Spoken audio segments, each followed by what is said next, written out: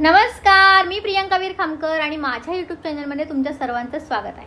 तर भिवू नकोस, मी तुझ्या पाठीशी आहे असं म्हणणारे श्री स्वामी समर्थ महाराज आपल्याही पाठीमागे आहेत. तर देऊळबंद 2.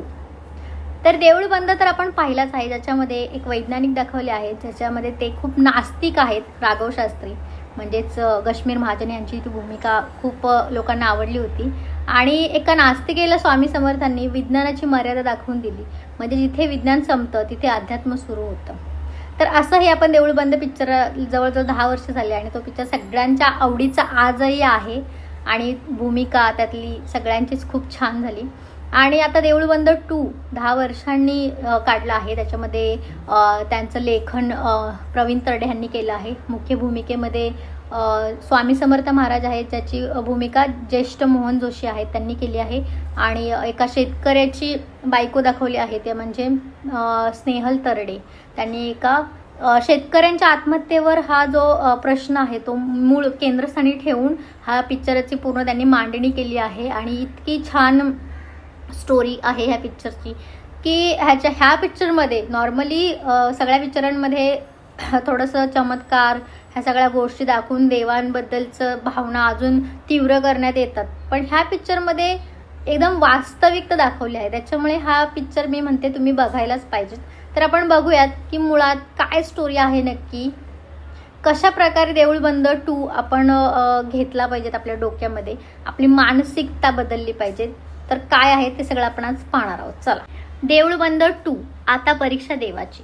तर ह्या पिक्चरची सुरुवात अशी होते, ती म्हणजे एक शेतकरी महिला असते जी प्रचंड रागात असते. जी सुरुवात असते ती खूप म्हणजे स्वामींच्या बाबतीत स्पेशली दाखवलं आहे की स्वामींच्या बाबतीत तिच्या मनात अतिशय तीव्र चीड निर्माण झालेली असते. ती का कळत नाही, तर खूप म्हणजे आरडाओरडा करून ती देवाला बोलवत असते की तू ये म्हणून. तर ती एका वारुळावरती दगड फेकते आणि तेव्हा साक्षात श्री स्वामी समर्थ महाराजांचं तिथे प्रकटतात ते आणि त्या दर्शन देतात. आणि ती जी महिला असते तिला तर चीड असते, त्याच्यामुळे ती म्हणते की तू माझ्या गावाला यायचंय म्हणून. तिथे तिचे काही जे प्रश्न आहेत ते ती सांगणार असते. तर ती श्री स्वामी समर्थ महाराज मग त्यांची एंट्री होते आणि तिथून मग तो जो प्रवास आहे दाखवला आहे, ज्याच्यामध्ये त्या प्रवासामध्ये एसटी दाखवली आहे, जी गावाकडे लोकांना कितीतरी मैल प्रवास पायी चालत जावं लागतं. एसटी ही कुठल्या तरी एका मैलापर्यंतच असते, मग तिथून पुढचा प्रवास, असा हा सगळा प्रवास टप्प्याटप्प्याचा असतो तो दाखवला आहे. की एसटीचा प्रवास झाल्यानंतर मग गावच्या भाषेत त्याला जिबडं असं बोलतात, म्हणजे वडाप बोलतात त्याला. तर तो वडापावचा प्रवास दाखवला आहे. म्हणजे जे सामान्य शेतकरी बांधव आहेत, सामान्य लोक आहेत, त्यांच्या आयुष्यामध्ये कितीतरी ह्या घटना असतात, ह्या गोष्टी असतात की त्याचं कुणाला जराही खबरही नसते. तो प्रवास साक्षात देवाच्या थ्रू या इथे करवण्यात आला आहे की देवालाही कळू देत, त्या शेतकरी महिलेला असतं की देवालाही कळू देत की आम्ही सामान्य माणूस एवढी श्रद्धा करतो, एवढं तुमचं जप करतो, तप करतो, तरी सुद्धा आम्हाला एवढ्या त्रासातून का जावं लागतं हे देवाला सुद्धा समजू देत. म्हणून ती त्या देवालाही घेऊन त्या सगळ्या ह्याच्यातून येत असते. तर ते जिबडं दाखवलं आहे, त्याच्यामध्ये खूप माणसं दाखवली आहेत आणि स्वामी समर्थ महाराजांनाही पाठीमागे उभं राहून खडखड त्या सगळ्या रोडवरून, जो काही कच्चा रोड असतो तो, त्याच्यातून पण त्यांना यावं लागतं. त्याच्यानंतर सगळ्या प्रकारची वाहने दाखवली आहेत, एसटी, त्याच्यानंतर जीप, त्याच्यानंतर त्यांना भेटतं ते म्हणजे एक स्कूटर भेटते, होडी भेटते. तर ह्या सगळ्या माध्यमातूनही स्वामी समर्थांच्या महाराजांची रूपं दाखवलेली आहेत, जी कशा प्रकारे तिला मदतच करत असतात एक प्रकारे. तर ह्या सगळ्या प्रवास झाल्यानंतर ती एका गावात पोचते आणि तिथे तिचा राग जो असतो तो का असतो तो आपल्याला समजतं. आणि ते म्हणजे तिच्या नवऱ्याने आत्महत्या केलेली असते. घराच्या समोरच झाड असतं एक आणि तिथे स्वामींचा मठ तिथेच असतो आणि त्या स्वामींच्या मठाच्या समोरच तिच्या नवऱ्याने फास लावून घेतलेला असतो झाडाला. त्यामुळे तिच्या त्या तीव्र रागाचं आपल्याला कारण समजतं की ती एवढी का रागवत आहे म्हणून. सामान्य माणसांच्या घरात म्हणजे शेतकऱ्याच्या घरात जर प्रमुख व्यक्तीने जर आत्महत्या केली तर सगळे कसे धाय मोकलून पडलेले असतात, ढासळलेले असतात, ते सगळं दाखवलेलं आहे त्याच्यामध्ये. तर हेच ह्या मेन स्टोरी इथून सुरुवात होते की तिचा जो प्रचंड राग असतो तो जमिनीवर राग असतो, की तिचा नवरा अत्यंत स्वामीभक्त असतो आणि त्याच्यामध्ये शेतकऱ्यांसाठी आंदोलनं करत असतो, शेतकऱ्यांच्या हक्कासाठी तो न्याय मागत असतो, पण त्याला अपयश येतं. त्याच्या शेतामध्ये पिकं जे असतात त्याच्यावरती जी फवारणी करतो ते औषध फवारणी ही जी कीटकनाशकं असतात ती खोटी असतात. तर त्याच्यामुळे त्याच्यावरती खूप नुकसान झाल्यामुळे त्याला ती म्हणजे बोलतात ना, सुसाईडशिवाय दुसरा काही पर्याय दिसला नाही, आत्महत्याच हा एक पर्याय आहे असं दिसलं. आणि स्वामी समर्थांच्या मठाच्या समोरच त्यांनी आत्महत्या केली असल्यामुळे त्या स्त्रीचा राग आहे तो स्वामींवरती आहे. त्यामुळे ती जमीन वगैरे विकण्यासाठी बिल्डर्स लोक वगैरे आलेले असतात. मग ती सगळ्यांनाच दाखवते की बघा हे माझे जमीन आहे इथून इथपर्यंत आणि सगळे विकून टाका. आणि सगळ्यांनाही ते संदेश देत असते की तुम्ही जमिनी विकून टाका, तर तुमची फॅमिली वाचवायची असेल तर जमीन ठेवू नका म्हणून. महाराजांनाही प्रश्न पडतो की जमीन का विकते म्हणून. तर ती परीक्षा घेत असते देवाची आणि तिचं म्हणणं असतं की परीक्षा तुमची आहे, त्याच्यामुळे प्रश्नपत्रिका मी देणार आणि त्याच्यामध्ये तुम्ही पास व्हायचं. स्वामी समर्थ महाराजही इझिली म्हणतात की हां बाबा मी तर पास होईल, तू देव कुठलीही प्रश्नपत्रिका दे. तर ते घेऊन जाते शेतामध्ये, टॉमॅटोची शेती असते आणि टॉमॅटोच्या शेतीमध्ये ती टॉमॅटोची पिकं दाखवते आणि बोलते की ही सगळी टॉमॅटो एका दिवसात तोडायची, टेम्पोमध्ये भरायची, तालुक्याला जायचं आणि तिथे ज्या दिवशी जो बाजार असतो त्या दिवशी तिथे त्या टॉमॅटोला योग्य भावामध्ये विकायचं. तर त्यांना सोपं वाटतं, पण ती त्यांना अट घालते की तुम्ही हे सगळं चमत्काराने करायचं नाही, एक सामान्य माणूस म्हणून तुम्ही सगळं करून बघायचं आहे. हे सगळं सोपं आहे का? मनुष्य जन्म हा सोपा आहे का? जेवढा तुम्हाला वाटत आहे तेवढा. त्याच्यामुळे मग ते एका मनुष्यरूपी येतात, एक सामान्य शेतकरी नागरिक जसे असतात तसे त्या रूपामध्ये ते येतात आणि टॉमॅटोचं पीक घेऊन जातात. घेऊन गेल्यानंतर जे शेतकरी जो मेन खचला आहे, पिचला आहे, तिथे म्हणजे जे मधले व्यापारी आहेत ते दाखवले आहेत आणि त्याची भूमिका केली आहे. जो मेन दलाल असतो त्याची भूमिका केली आहे ती म्हणजे मुळात जे आपल्या पिक्चरचे लेखन करणारे आहेत तेच प्रवीण तरडे, त्यांनी भूमिका केली आहे. आणि इतकी भूमिका त्यांची प्रचंड, म्हणजे एक विलन कसा असतो ना, त्याच्या आवाजात दम, शरीर यष्टी आणि त्याचं ती पूर्ण त्याचं साम्राज्य असतं ते सगळं दाखवलं आहे. आणि तिथे स्वामी समर्थ महाराज म्हणजे जे मनुष्यरूपी आलेले असतात तर ते एक साधारण व्यवहार करण्यात जातात, बट तिथे त्यांचं काही चालत नाही. कारण तिथे जे प्रवीण तरडे दाखवले आहेत, जे दलाल म्हणून आहेत, तर ते स्वामी भक्तच असतात. आणि सगळ्यांना प्रश्न पडलेला असतो की हा स्वामी भक्त आहे, पण ह्याचे जे व्यवहार आहेत ते सगळे किती म्हणजे बोलतात ना असं दादागिरी करून, भाईगिरी करून सगळ्यांचे तो पैसे हडपतो, मोठी कंपनी काढतो कीटकनाशकांसाठी, म्हणजे सगळं फ्रॉड, भ्रष्ट चाललेलं असतं त्याचं काम. मग स्वामी ह्याच्या पाठीशी कसे असतात असा प्रश्न सगळ्यांनाच पडलेला असतो खरं तर. पण मग त्याच्यामध्ये स्वामी समर्थ महाराज त्याच्याशी डील करू शकत नाहीत, ते फेल होतात. आणि मग त्या ज्या स्नेहल तरडे आहेत त्या बोलतात की तुम्ही आता ह्या परीक्षेमध्ये नापास झालेले आहात. त्याच्यानंतर ती स्वामी समर्थ महाराजांना दुसरं चॅलेंज देते, म्हणजे की पूर्ण तालुक्यामध्ये 60 गावं आहेत आणि त्या तालुक्यांमध्ये रोज कितीतरी आत्महत्या घडतात, त्याच्यामुळे तुम्ही त्या आत्महत्या रोखल्या पाहिजेत. आणि ते पण कुठलाही चमत्कार घडून नाही, तर एक माणूस म्हणूनच तुम्ही त्या आत्महत्या रोखायच्या. तर चमत्कार नाही आहे तिथे, त्यामुळे ते म्हणतात मला माणसांची मदत लागेल, एक माणूस म्हणून जर मी हे सगळं बदल घडवणार आहे तर मला माणसांची मदत पाहिजे. तर मग तेच तिकडचे सगळे जे आहेत लोक ती त्यांच्या मदतीला धावतात. तर ते पहिल्यांदा तालुक्यामध्ये काय काय ज्या लोकांना समस्या आहे ते त्याच्यासाठी ते स्टँडवरती बसलेले असतात, एस टी स्टँडवर. तर एस टी स्टँडवरती असं दाखवलं आहे की कितीतरी लोकांच्या मनात डोकावून ते पाहतात. तर त्यांना असे प्रश्न दिसले, जे म्हणजे काही प्रश्न ह्यांनी या पिक्चरमधून मांडण्याचा प्रयत्न केला आहे. ते म्हणजे एक तर शेतकऱ्यांच्या पिकाला न्याय मिळत नाही, ही मेन स्टोरी आहे. त्याच्यासोबतच त्यांनी दुसरे म्हणजे एक फॅमिली म्हणजे जमीन, भावकी ह्याच्यामध्ये एक गुंतलेला माणूस आहे, ज्याच्यामध्ये तो पूर्ण ढासळून गेलेला आहे. त्याची पूर्ण फॅमिली त्याच्यासोबत असते, तरी पण तो एकटा पडलेला असतो. त्यामुळे त्याला आत्महत्येशिवाय त्याला दुसरा पर्याय दिसत नाही. तो एक मुद्दा आहे.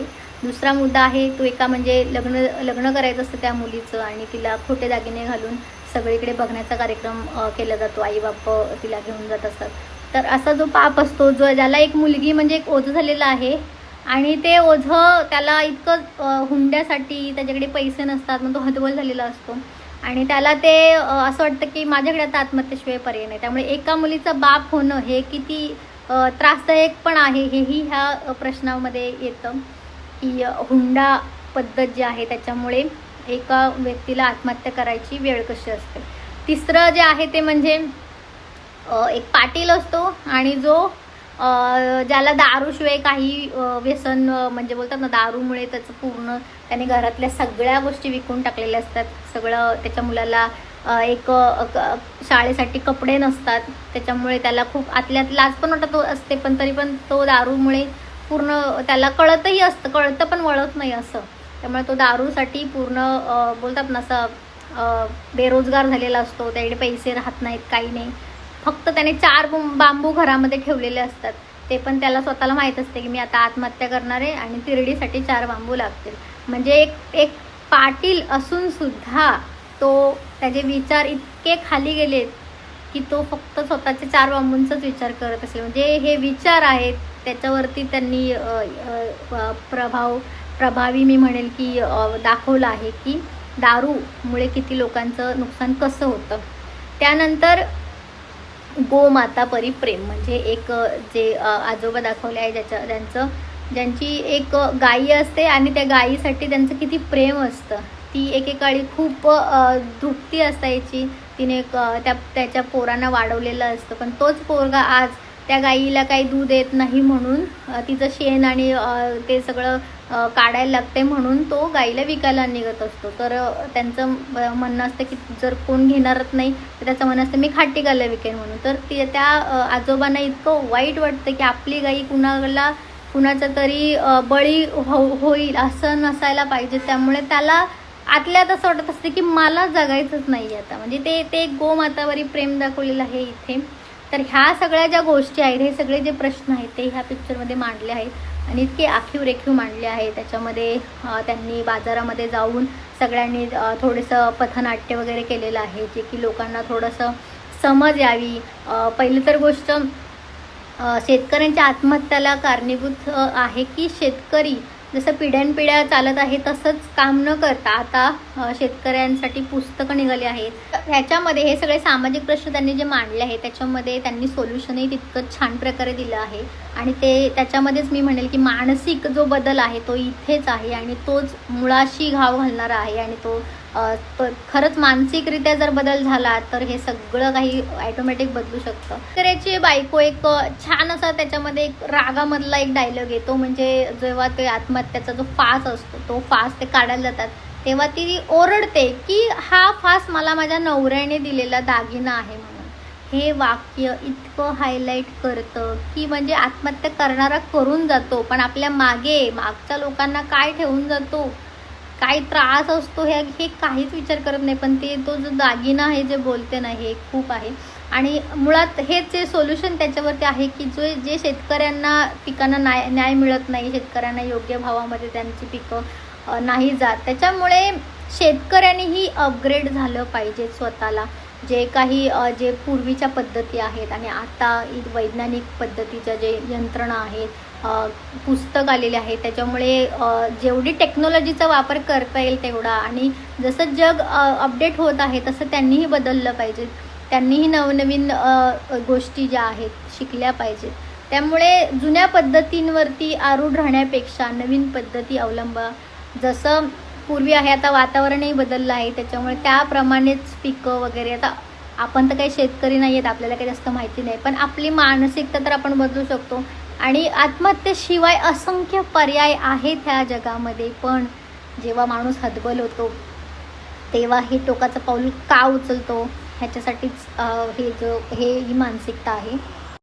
तर ह्या पिक्चरमधून ज्या त्या महिलेचं म्हणणंही हेच असतं की माझ्या नवऱ्याने आत्महत्या केली तेव्हा तुम्ही कुठे होतात, तेव्हा माझ्या नवऱ्याला तुम्ही का वाचवलं नाही. तर स्वामी समर्थांचं म्हणणं हेच आहे की जे संचित असतं ते तुमचं आहे. म्हणजे जन्म देण्याचं, मृत्यू देण्याचं काम माझं आहे, पण तुम्ही जर हाताने तुम्हाला तुमचा मृत्यू ओढवून घेत असाल तर ते तुमची चुकी आहे, त्याच्यामध्ये आम्ही काहीच नाही करू शकत. म्हणजे मलाही असंच वाटतं म्हणजे की जन्म दिलेला आहे आपल्याला, मृत्यू आपल्याला काही ना काही कारणाने येणारच आहे. तर आपण हे कुठलं तरी वेळ असते, ती वेळ आपल्याला सहन होत नाही म्हणून अचानकपणे असा फास लावून घेणं, परत वेगळ्या पद्धतीच्या प्रकारे आपला जीव गमावणं, हे कितपत योग्य आहे. ती फक्त वेळ आणि सहनशीलता ह्या दोनच गोष्टी आहेत, ज्या थोड्याशा इकडच्या तिकडे झाल्या सगळं व्यवस्थित होतं, काहीही टेन्शन घ्यायचं हेच नसतं. त्यामुळे स्वामींचं म्हणणं हेच आहे की ती तुमचं कर्म आहे आणि ती तुमची चूक आहे, तुम्हाला आत्महत्यानंतरही मोक्ष मिळणार नाही म्हणून.